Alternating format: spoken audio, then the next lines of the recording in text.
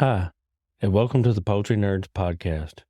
I'm Carey Blackmon, and I'm here with my co-host for the show, Jennifer Bryant, and we're here to help you figure out how to raise the healthiest, happiest, and highest quality birds possible.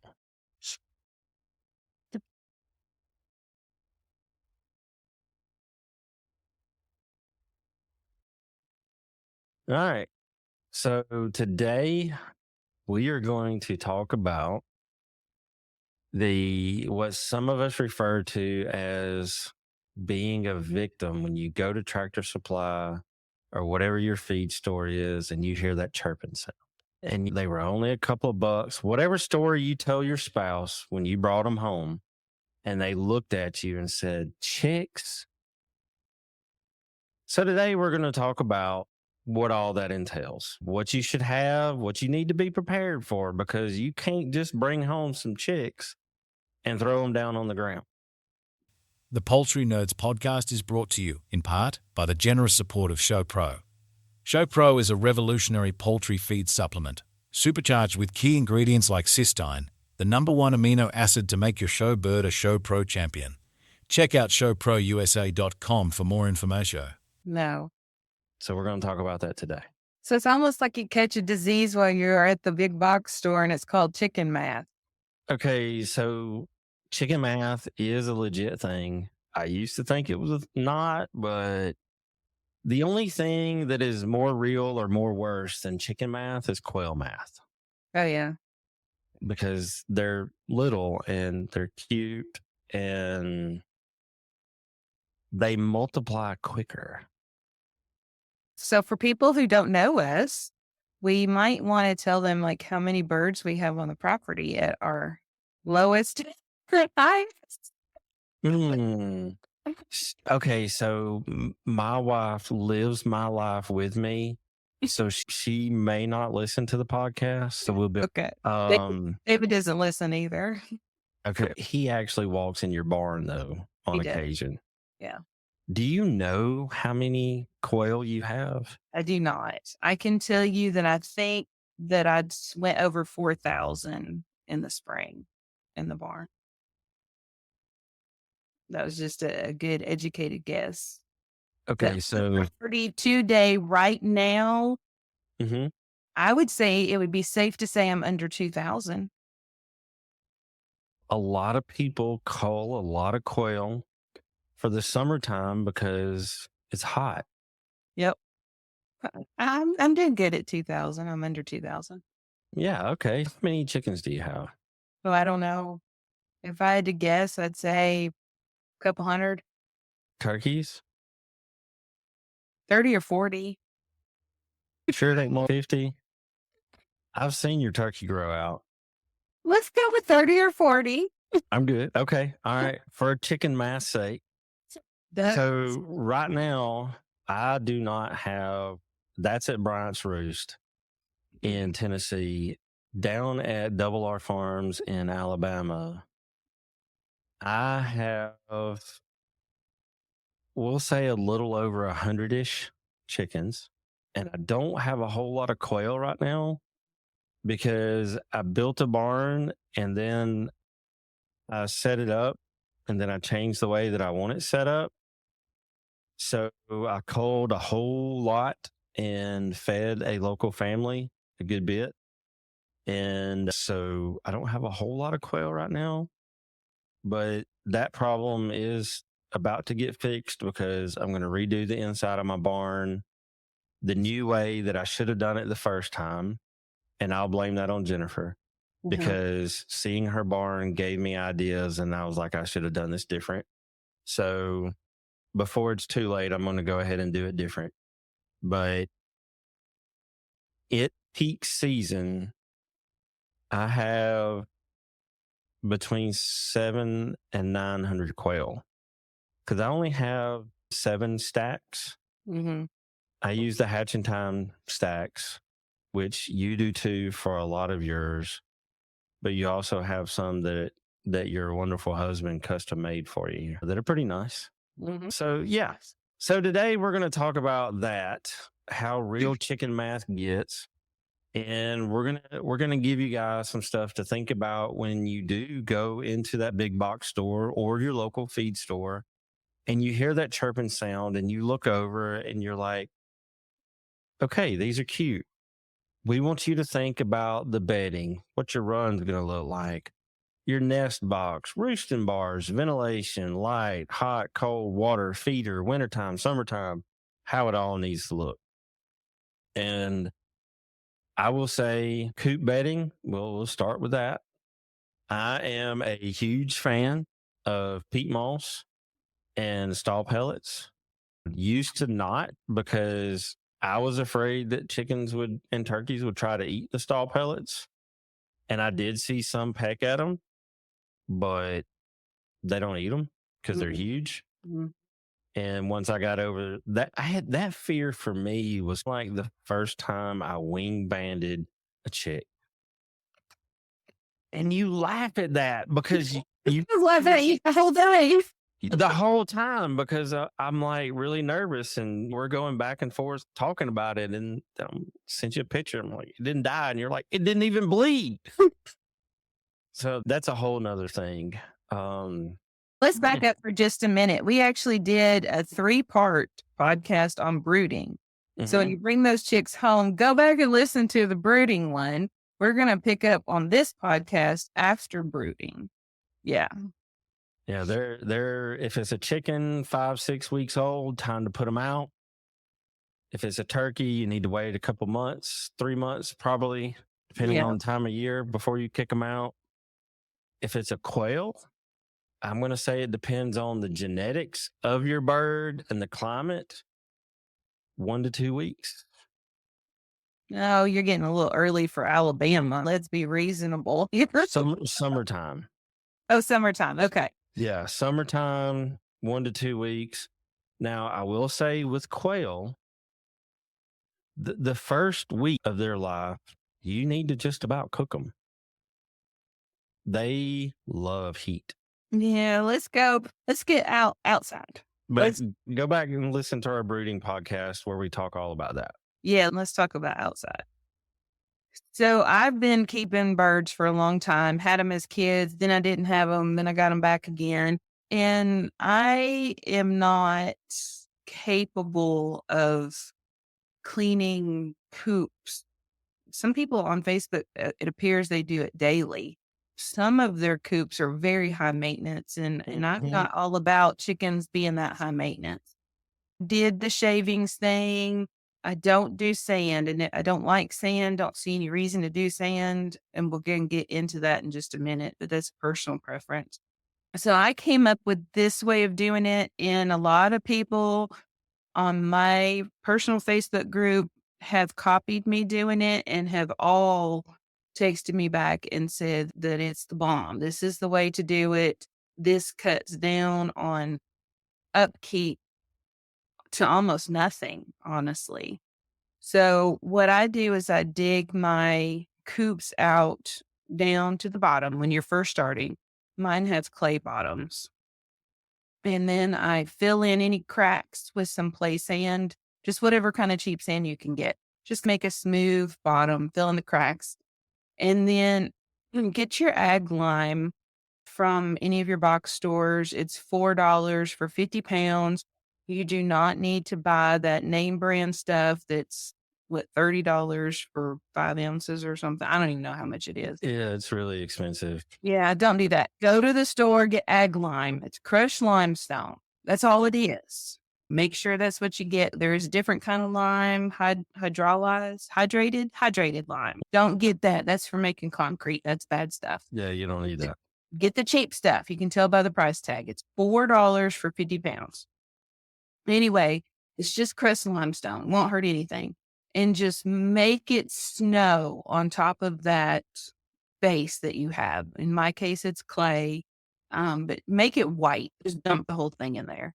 It won't hurt anything. What it does is it's changing the pH of the ground, and it just makes it what I consider inhospitable to other things. Bugs are going to like it. Bacteria is not going to like it. And so you want to put that base like that. Mm-hmm. That's how you keep all the bugs. A lot of people have mite problems and this bug and that bug. If you dust it like a scene from Wolf of the Wall Street, dust it before you put your other layers in, you're not going to have bugs. Nope, you won't. Then I come back and I dump stall pellets in there, probably 2 inches deep, not terribly deep, 2 or 3 pellets deep. And of course, depending on how big of a space you have, I have 8x8 coops on the breeder pens, and it takes me 2 or 3 bags to go in there. It's been a few years since I did it, so I'm trying to remember. I want to say 2 or 3 years. All right. Then you go over to Lowe's and you buy one of those big bags of peat moss, those big cubic things that they're heavy. Yeah. You might want somebody to load them for you. But how much are those? Like $15, $16? So they're a little more expensive, closer to 20 here. Okay. But if you get lucky and somebody dropped a pallet of them and the bags are busted a little bit, they'll knock off 20, 30%, which is nice. But I will say for the people that are thinking peat moss, $15 to $20, we're talking about a one and done thing. Yes. This is not the cheapest way to set up your run. Well, it's not that expensive, though. It's not that expensive, but I can say, as being somebody that did shavings on top of shavings on top of shavings and mixed it in and shavings, and you're going to spend more money in a year buying shavings than you will buying stall pellets and peat moss and doing it this way the first time. By far. As many birds as I have, I might go through 20 bags of shavings a year, and that's during spring. But that's also considering the fact that you have a couple hundred square feet inside your barn that you put 3 to 4 inches worth of shavings in the wintertime. I do. Yeah. So that's one of the reasons why you go through a lot of your shavings there. Yeah. Okay, so back to our breeder coop. So any outside coop that you got, you're going to start with your ag lime. You're going to put down stall pellets. Now, the reason for stall pellets is they're going to absorb moisture. You don't water them down. You just dump them in there, rake them. You can even use a broom really to move them around. Just rake them smooth. Don't lose your brain over it. Just smooth them out a little bit. So when it rains, that will actually turn to sawdust if they get wet. Or if they knock over their water bucket or whatever, they'll turn to sawdust and it won't create a wet spot to harbor bacteria and stuff. And then on top of that, you're going to take this big old heavy bag of peat moss. Now, in my 8x8 coops, it only takes one bag over the top of it. I mean, it goes really far. That bag is really compacted. And once that bag in an 8x8, see, I use 10x10s and I use one bag for that too. But we're talking, it's going to be a couple inches thick by the time that peat moss gets broken apart from being compacted like that. Yes. And for me personally, I don't get real serious about breaking up those chunks.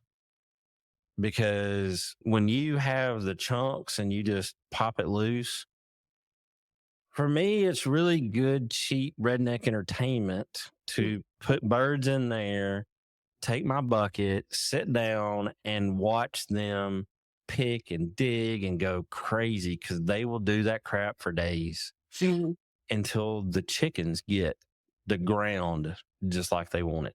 Yes. So they'll play in that peat moss and they'll level it all out for you. And then if you are not crazy about the peat moss or if they're like my birds that lay eggs on the ground because they're too big to go into nest boxes, I do maybe dump some shavings in a corner where they're going to lay their eggs. But the peat moss, it's dry, it gets on the eggs. You just wipe it off. It doesn't hurt anything. The reason why I don't like shavings is because they get wet and they're icky and they start stinking and then you get bugs on them. And I just don't like shavings. Like for me, I was like, what's the difference? Because stall pellets turn to sawdust, which is still wood. And I don't really know the science behind it, but I do know for a fact that the dust or the sawdust, that doesn't harbor bacteria Mm-mm. and that doesn't mold. One Mm-mm. of the problems that I had with shavings is I've got 6 of my breeder pens are in a low spot. And when I was using shavings, it would mold. And that's a whole new problem because you got chickens that are like, ooh, what is this? Let me try to eat it. And now you're putting some kind of wonky gut bacteria inside of your birds, causing all kinds of gastrointestinal issues. And that's a whole nother nutrition show by itself. Yeah. And the idea here is you want birds to be dry, less humidity, and most ventilation. So stall pellets keep you dry. Mhm. Peat moss has a neutral pH, I think. Isn't that what it says in Jeff's book, a neutral pH? It does have a neutral pH, Yeah. and they are, you can use peat moss to pack a wound when it's fresh out of the bag Oh, because it has a neutral pH. Jeff and I have actually had that conversation. We did a 3 podcast series with him several months ago where we went through his book, Niche Poultry.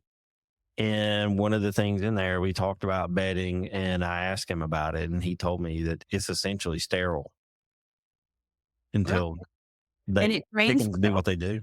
It Yeah, it drains. does. It drains really well. It doesn't hold moisture.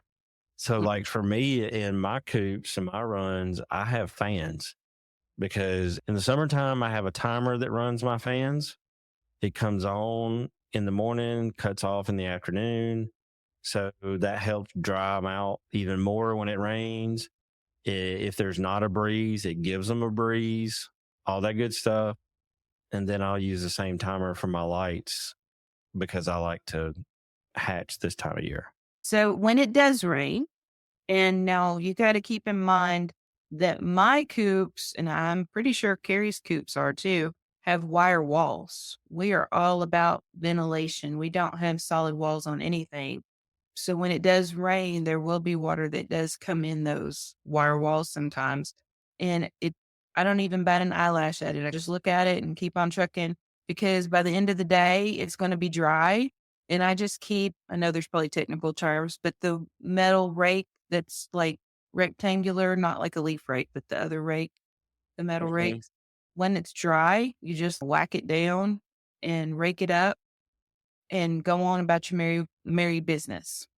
Now, as far as cleaning, now you guys who are only halfway paying attention, cleaning your coops, listen to me for a minute.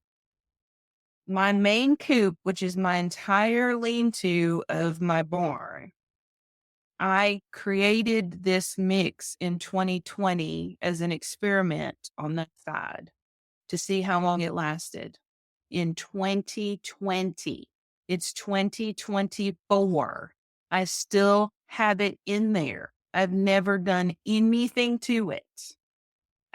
We did have a flood a couple years ago and I got a big puddle in there. So I did dump a couple more bags of stall pellets in there, but that's it. I don't do anything. Under the roost bars, I take that metal rake and just smooth it and dry it out. I don't have flies. I don't have moisture buildup. I don't get frostbite in that coop. They dust bathe in it. So it's because I have to have a rake in there to fill in their dust bathing holes. Yeah. I mean, it's going on 4 years now, over 4 years. And I have not shoveled it out, done anything more than just rake it smooth.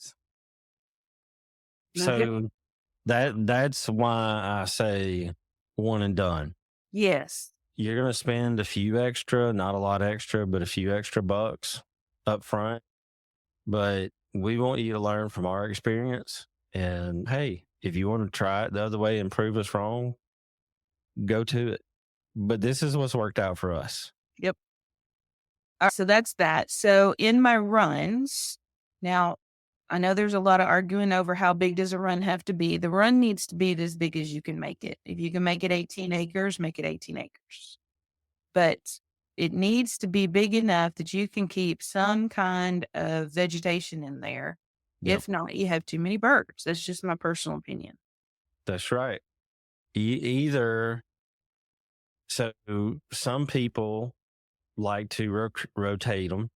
I think in one of your spots, you have extras that you let the vegetation grow and then you move them over and then you let the other one go wild. And I'm a fan of that too. It works for cows. It should work for chickens. Mhm. And to me, if I can make you feed custom for your chickens that has all the nutrition they need. They still need to eat some grass. They do.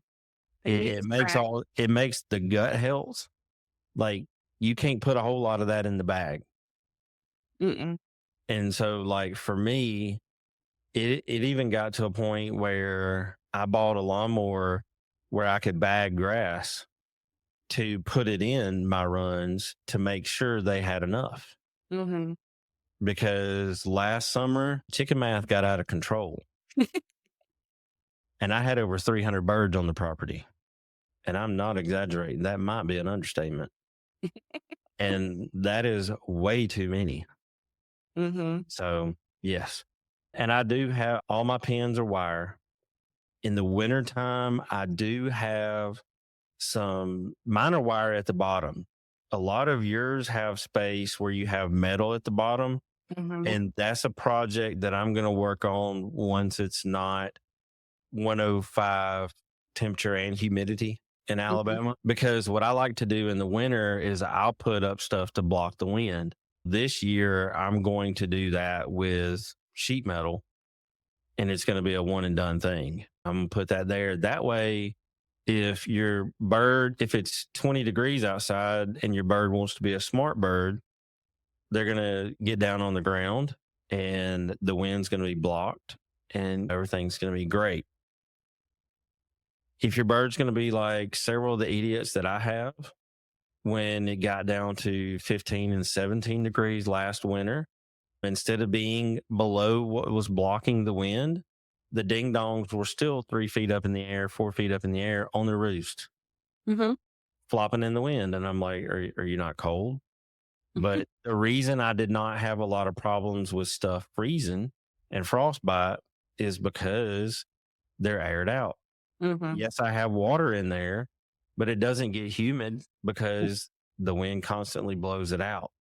And that's one of the reasons why if you put your birds up in a coop at night, I would never put water in that coop. Oh, if it doesn't have ventilation, you mean? Yeah. Yep. Oh yeah, no. And you can't have too much ventilation. You just can't. They're designed to be outside. Chickens are designed to chicken, and their body temperature is several degrees hotter than ours normally anyway. And we're going to do another show on winterizing. We've been getting tips from breeders all around the country, as far north as Wisconsin, Vermont, right? And then you had a friend in Alaska give us some tips. Yep. We're going to have information from Alaska. We're going to have information from Canada, Vermont, all the way down to Texas and Alabama. So at Florida, they don't have winter in Florida. No. But we can still pretend. Okay, so you were talking about your roost bars. So my breeder coop had 4-foot metal walls, and then it's wire the rest of the way up. Now my roosts are only 2 feet high. But now I have giant birds, and the bigger your birds, the lower the roost, because when they land hard. So you don't want them breaking things. I use 2x4s flat side up. You also don't want them to get bumblefoot. So you want to keep those roosts low. 2 foot off the ground is sufficient because it's just really their posture more so than the height. Turkeys get 2x8s. Just whatever I've got laying around. They get 2x8s. The other ones get 2x4s flat side up. And my friend up in Michigan called me the other day, and she found mites on one of her birds, and she was freaking out. She'd never seen them before, and she wanted to put some medicine on them.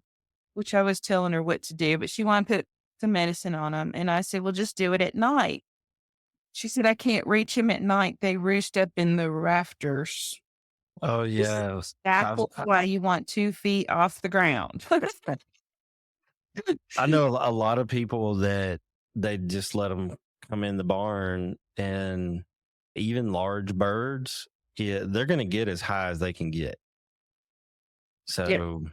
you gotta, if Yep. you want to be able to do something at night, while it's easy to get them because they can't really see you that well, you're going to need to control that. Yep. So my roosts are only 2 feet up, and that is plenty up. And so they're blocked by the wind for that 4-foot metal. Mm-hmm. All right. So the water, I see a lot of fancy waterers on the market, and I know you have a fancy water, but I use a bucket, just a bucket of water. So I am a huge fan because I like automation, because sometimes my health isn't great and sometimes I can't get out and go, and I don't have a whole lot of help. And with the amount of food that I put out, I cannot feed a day and they will be okay.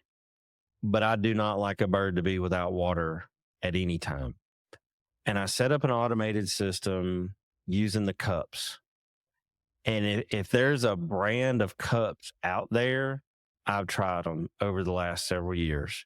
Ones with names that you can't pronounce, all the way up to the pretty red rent-a-coop ones. Those are probably the best. But still, when you're experiencing problems in your coops because chicken math happened and your grow outs, as they start growing out before you move them out even more, they'll get in there and they'll break them stupid cups and they will flood your pen. Mm-hmm. So for me, I've become a huge fan of the bell water. Those things, my turkeys love them. My game fowl chickens love them. My American breasts love them. And my Rhode Island Reds love them. They work. It's easy to adjust the height.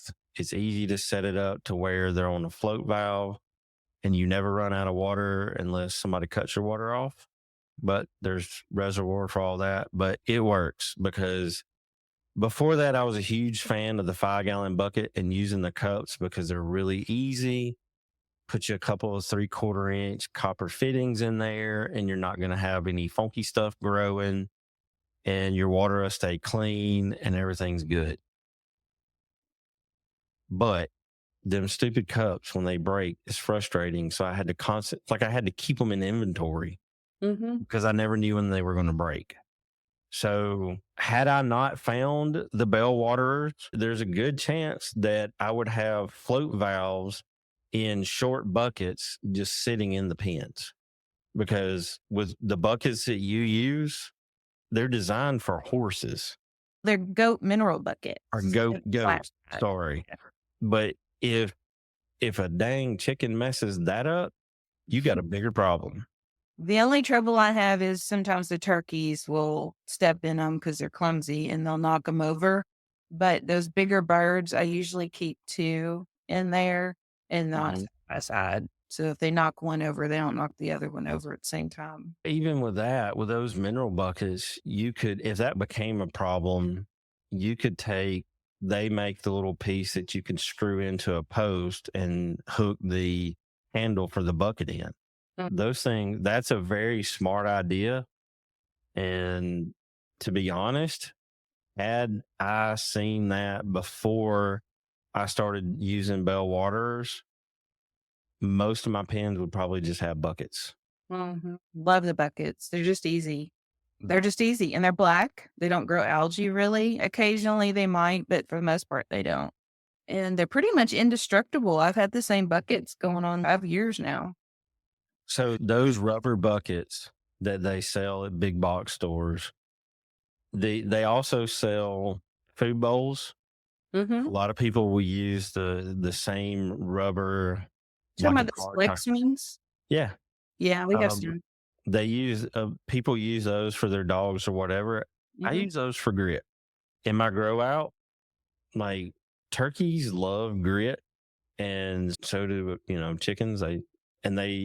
People say, oh, they got rocks in the ground. Mine do because I put it there. But I just throw it in the bowl. Like I stopped trying to reinvent that and get stupid with it. So now about every so often when I start to see the level get low, I'll get a 50-pound bag of grit, fill up all my bowls. Even with all the birds I have, I do that like a couple times a year. If you really want some entertainment sitting on your bucket, change the bowl out for the turkeys. If you have a blue one in there, put a pink one in there and put your grit in it. Oh my word, they'll stand there and they'll pop and they'll talk and they'll discuss it. And stranger danger. That's one of my most favorite popular videos on my Facebook page is the turkeys like circling the grit bowl because it's new. Okay, so you use buckets with your birds and they're black. When I got those turkeys from you and brought them home and put them in their new pen, it has a bell water in it. And they were in a different place. And man, they're and then the Tom, he was gobbling and they were going nuts. And I'm like, man, I put y'all in here at dark. Like, y'all can go to sleep. But they're making all these noises. And I'm like, okay, fine. So finally, I grabbed one of them, picked it up, loved on it a little bit, got down on one knee in front of the bell water and stuck its head in it. Mm-hmm. And it looked at me like I was a psychopath. And then it started making noises to the other turkeys. And I don't know if that was turkeys or what for, hey, this is water. But they come over and they just started drinking. And I'm like, y'all are weird.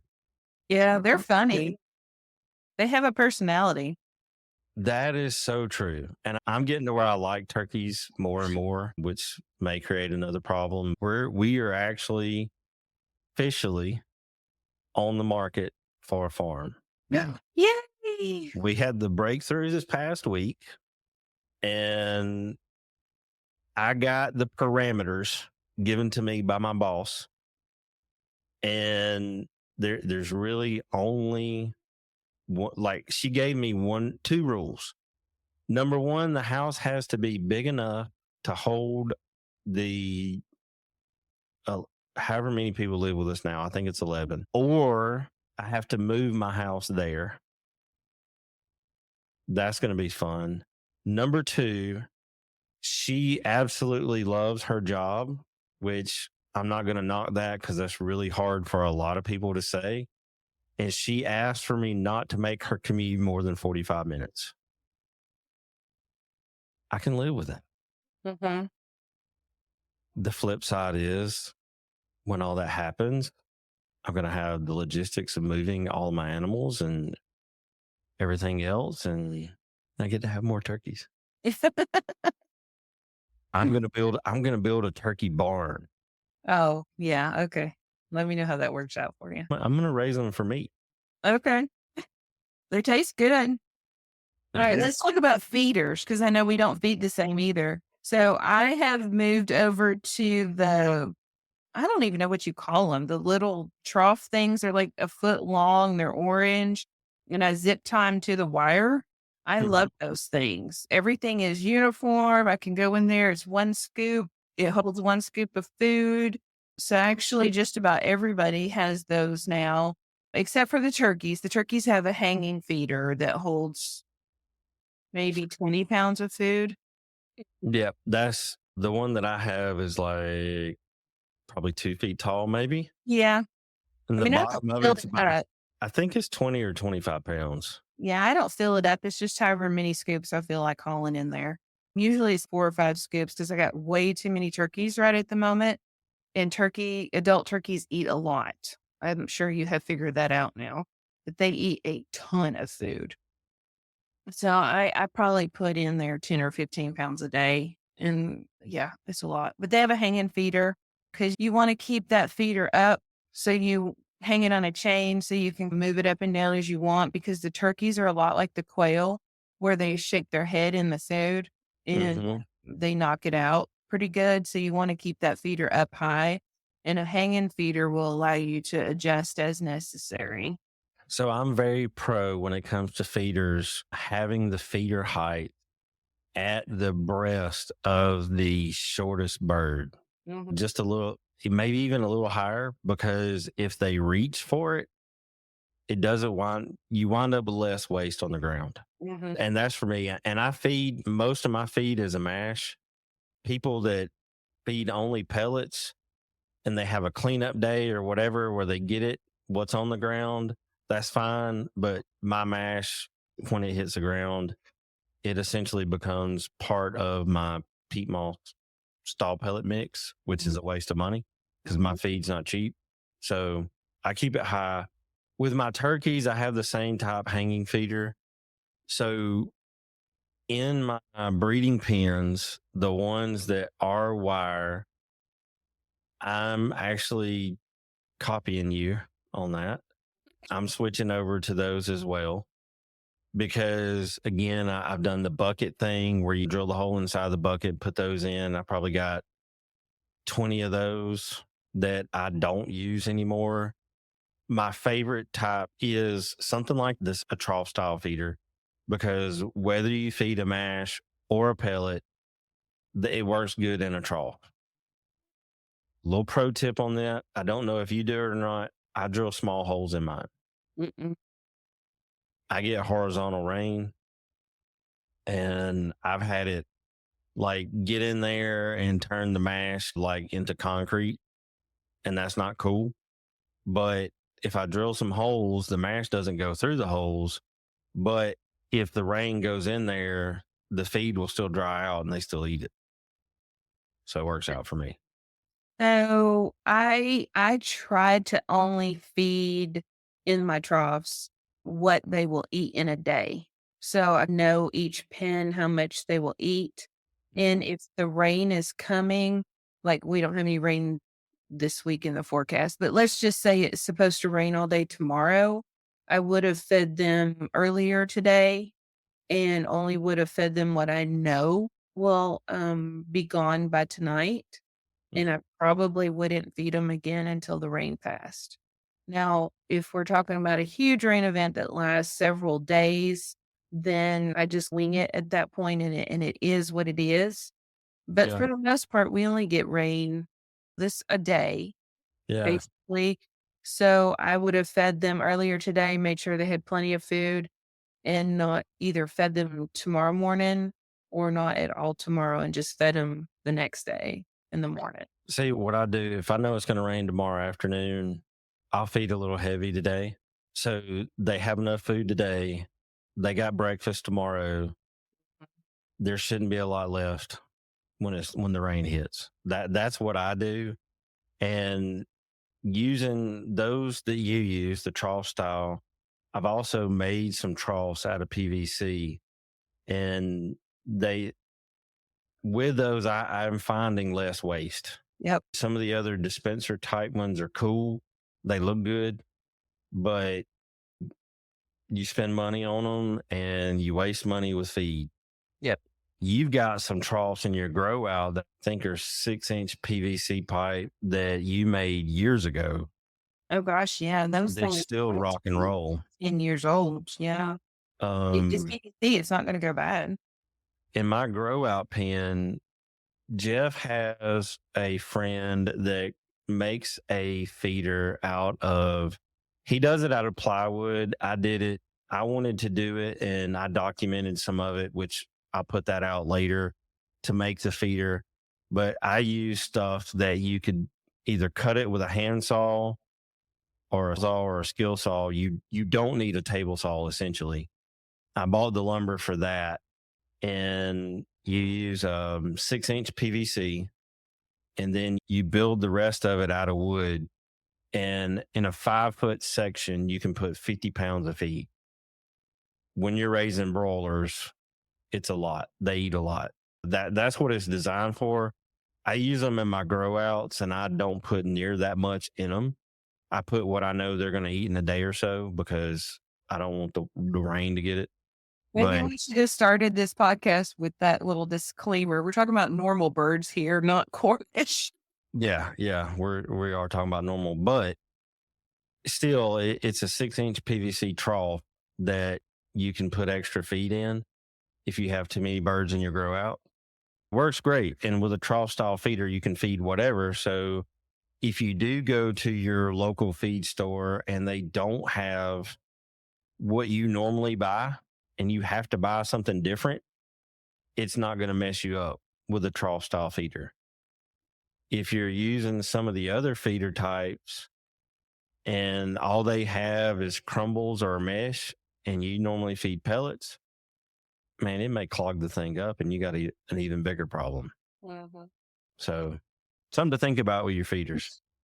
All right. I think the last two things I got on my list here is nest box and a light. Nest box is easy for me because mine lay on the ground. So it's a no-brainer. Yeah. So for me, my birds, like the smaller ones, like my game birds, I found a attachment that goes on the front side of a 5-gallon bucket, and they will get in it and they love it. They love the 5-gallon bucket all the way up to a Rhode Island Red or American Breast, which you think, okay, that's a huge bird to get in a 5-gallon bucket, but they like it. They like the small area. They like the confined part. That's what they like. Now, for turkeys, I plan to use a milk crate. Not big enough. I used a galvanized tub and I filled it up with hay. Went over there and got some out of the run of the round bales and filled it up. They did like that, and they like communal. So that makes sense. All of your hens to be in there. So I have a wicked picture of three or four turkey hens in a galvanized tub that's, I don't know, what are they, like 2 feet across? And all their heads are up looking at me, taking their picture. It's wicked looking. Well, that gives me an idea because I also have some storage totes that I have used, and I can put one of those that's 2 feet across and 3 feet long. It's a pretty big storage tote. I can put some hay down in that. I do know that turkeys love a open top nesting box. They do. Yeah. I do know that for a fact. Yeah. Yep. Same for me. And then the last thing is light. Pretty much all birds need 14 hours a day to be active, laying, sexually active. You've got everybody talks about light to get the hens to lay, but you need the light to get the roosters active also. I was going to say they need that light to stimulate So there's a lot of controversy. People are like, no, let them be natural. And I'm indifferent. Whatever you want to do is fine with me. I don't care. I light my birds in the spring. They're not lit right now. The quail are, but the chickens are not. They're molting right now. I just let them do their thing, but I want them to start laying earlier in the winter. So I'll start lighting them up around Christmas, just to stimulate them and get them going earlier. Whatever you want to do. If you want to light them, you can probably do it with some solar lights if you don't have electricity out there. Just my soapbox here for a second. If you don't want to light them, then think about where you're buying your eggs from. So if you're buying your eggs at the store, those birds are lit up, and that's fine. Just know where they're coming from. Yeah, a lot of people, they're like, let chickens chicken. When you're going to the store in November, December, January and buying eggs, I will guarantee you that those chickens are on a timer and they're lit. And I will also guarantee you that they are not being fed as good as what you're feeding them. And they may get fed some ingredients that you can't even begin to pronounce, which is stuff I don't want to put in my body. I used to be indifferent, but the more I study nutrition, the more I don't want to put stuff from the store in my body. And yeah, you want to give them a break for a little bit while they're molting, sure, go ahead. But chickens are chickens. They're designed to lay eggs, and they're designed to walk around, and they're designed to go in a crock pot. Yep. So you could water glass eggs. We could do a show on preserving eggs and stuff. But if you don't want to light them, then preserve your eggs back in the summer when they're plentiful. But we'll leave that alone for right now, and we'll leave that for another day. But I think we went through my whole list here that I had made, and I figured we only had about a 25-minute conversation. There's a lot when you get victimized to chicken math, okay? And there's a lot to go over, and we don't want to scare people, but we also want people to think before they buy 20 chicks. Yeah. You know, what you're dealing with. All right. So went and bought 20 chicks, then listen to our brooder podcast on your way home. 2 weeks ago, my sister says, "Hey, do you know where I can get a small coop and some chickens? I think I want some chickens." And I said, "I got you covered. Yeah. I'll give you a couple of brown egg layers and set you up. I got a coop." She said, "I'll pay you for it." I was like, "Whatever. I got you." Perfect little setup for her house. Yep. She still ain't come got it. So, yeah. Maybe she did a little research and see that there's a little more involved, like having a kid. They're cute and all, but there's a lot to it. Tell her to subscribe to Poultry Nerds. She might learn something there. I might have scared her away with it. She might have listened to a podcast. And don't y'all forget, we have merchandise now. You can get your t-shirts and your coffee mugs, and we would greatly appreciate it because podcasts are not free to put on. So please support us that way and subscribe and hit and like our Facebook page and all that stuff that you need to do. Yep.